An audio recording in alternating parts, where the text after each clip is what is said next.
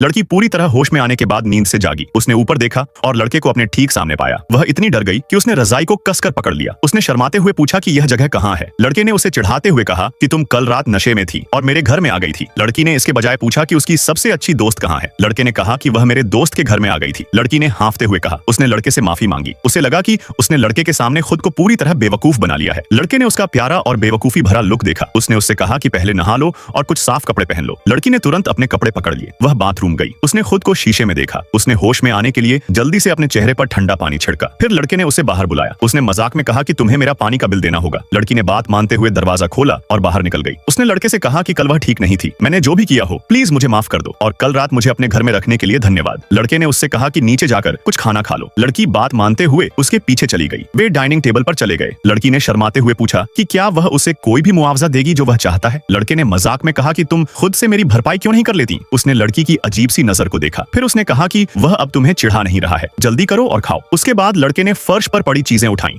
और कहा कि उसे बाद में कुछ काम है, इसलिए वह उसे वापस स्कूल नहीं भेज सकता था। उसने उसके लिए टैक्सी बुलाई थी। लड़की ने उससे चीजें ले ली। उसने लड़के को जाते हुए देखा। उसने उत्सुकता से चीजों में कुछ ढूंढा। उसे एक थर्मल मग और दूसरी चीजें मिली जो सभी एकदम नई थी। वह बैठ गई और थर्मल मग खोला। उसने एक घूंट लिया। उस पर लड़की को मिठास का एक तेज एहसास हुआ।